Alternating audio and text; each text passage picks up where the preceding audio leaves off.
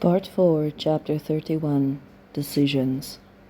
Eleanor was waiting outside the gate of the Air Force Base. She'd sent a letter with Tim. She didn't know if Danny would be able to keep the rendezvous, but it was worth the try. It had been impossible to get hold of him on the phone. The gate sentry was friendly. "If he doesn't come, you can give me a note, love. I'll get it to him." She smiled. "Thank you. It's something that's best talked about in person."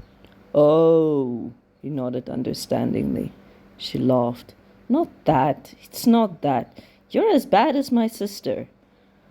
How this year had changed them. Here she was, casually telling a strange man she wasn't pregnant, and she wasn't shocked or offended in the slightest. It was just the way the world was now. "Here comes your young man." "Danny, darling." She held him to her wordlessly. He smelled of smoke and sweat, and his eyes had dark smudges underneath. "It's so good to see you. I'm so tired. You look so good. Is everything okay?" "I love you. I'm so happy to see you too, and yes, everything is fine. I just have an idea and I wanted to talk to you first. But to be fair, my mind is kind of made up." "Tell me then." "Danny, I can't keep this up. I'm terrified the whole time. I can hear when the squadron takes off, and I keep trying to count when you come into land. I'm losing my mind over you." He took her hands, his face grave. "What do you need, darling?" "I want to join the land army." "That's not what I thought you were going to say." He laughed a little. "I was maybe a little afraid of what was coming. But yes, I like that.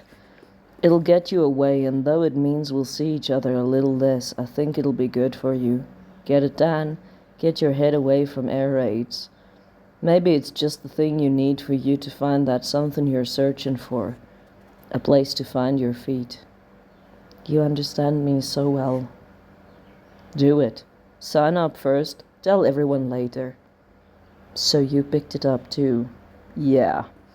Your sister is planning to turn you into her nanny." She nodded. "So I'm not being too harsh on Jan. I don't like the way she's making me feel these days. I worried it was just Johnny's ideas getting to me, but no, Elle, you're not wrong. Get out, do what your heart tells you. Find a foothold and find what you need. I've been thinking of looking for an apartment so you can move out, but this is much better.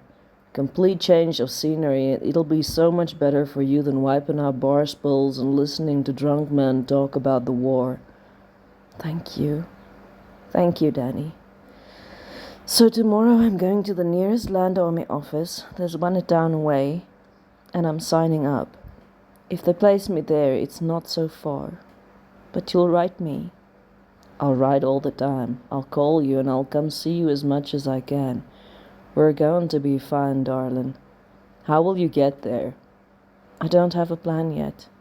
"I'll ask Johnny. He'll lend you the car. I'll start looking around for a decent second-hand one. We'll need something to get around in. It'll make life easier.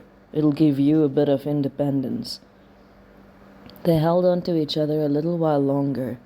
Then she had to let him go. Watch him walk away through the gates to the airfield buildings.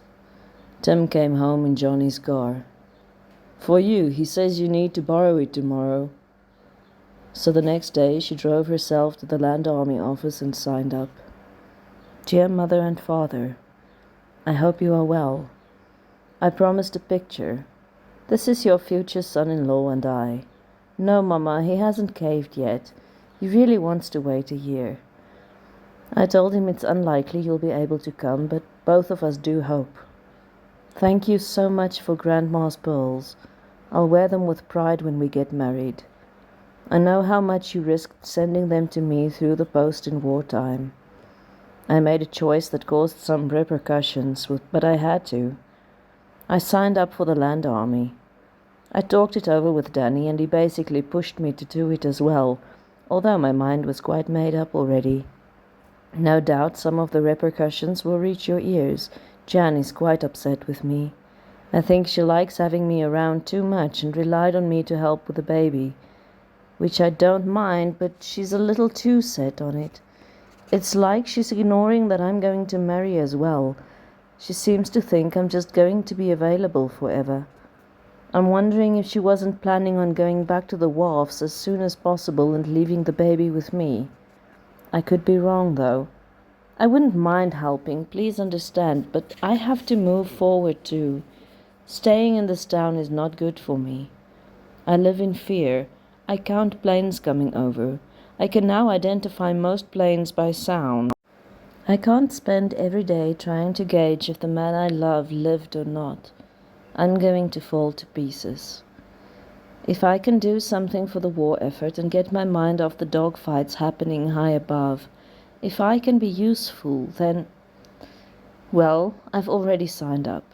Duncan was very understanding when I resigned, and I think Tim also supports me. So by this time next week I will have a different address and a uniform and an idea of what I'll be doing. Wish me luck. All my love, Eleanor. P.S. I have this enormous dread I'll have to work with goats. I don't think I can work with goats.